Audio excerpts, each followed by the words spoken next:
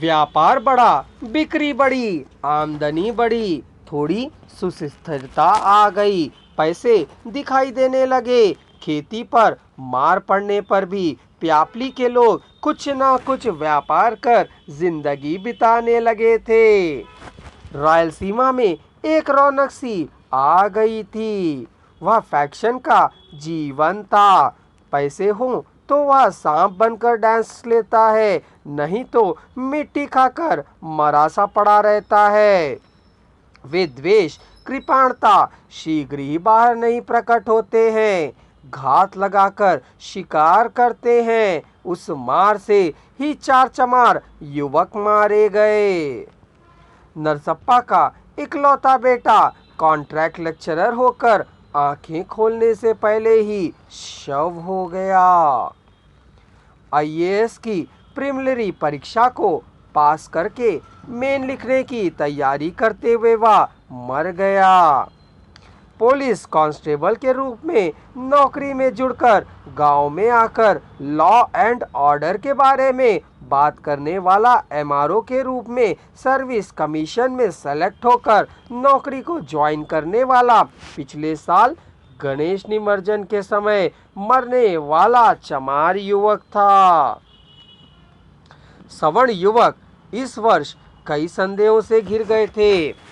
यह लोग किस बात को देखकर इस वर्ष की भी मूर्ति की स्थापना किए हुए हैं? क्यों इनको डर नहीं है? इसी कश्मकश में वे पड़े रहे। चमार क्या करेंगे कह वे डर भी रहे थे। माइकों के शोर को लेकर झमेला उठ खड़ा होगा सोच नरसप्पा को डर लगा। 4 लोगों से सलाह मशवरा करके मूर्ति की प्रतिष्ठा करने पर भी पता नहीं कब क्या हो सोच चमार परेशान हो रहे हैं। गणेश निमज्जन के समय कहीं सांप अपना फन उठाकर डस न ले।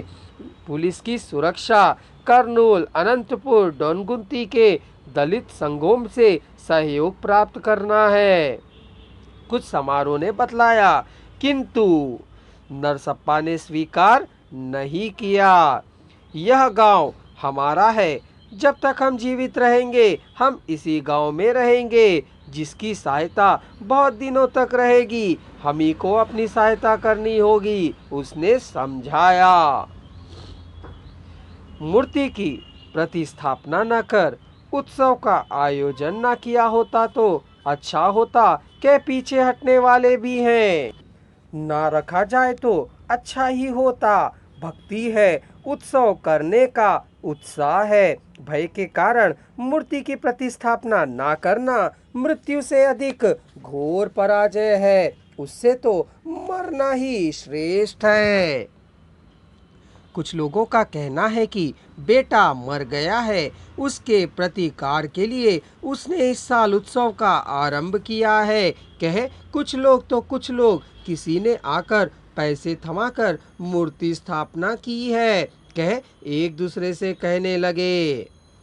प्रेरक शक्तियों के होने का निर्धारण करने के लिए प्रयत्नों के प्रारंभ होने पर रेड्डी और नायडू ने नरसप्पा को बुलवाया।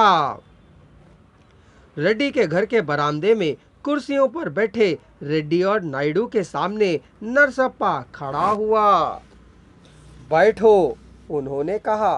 दीवार के छोर पर बैठना होगा। नरसप्पा को बैठना अच्छा नहीं लगा। अब मुद्दे पर आइए माँ बाप, कहवा खड़ा ही रहा। पिछले साल की परिस्थितियां अभी संभली भी नहीं, फिर इस बार तुमने उत्सव मना लिया।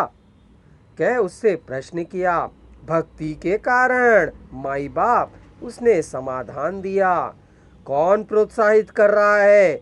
भगवान। निमज्जन ही, कह बतलाया। अंदर ही अंदर क्या चल रहा है? कह पूछा। पूजा, उत्तर मिला।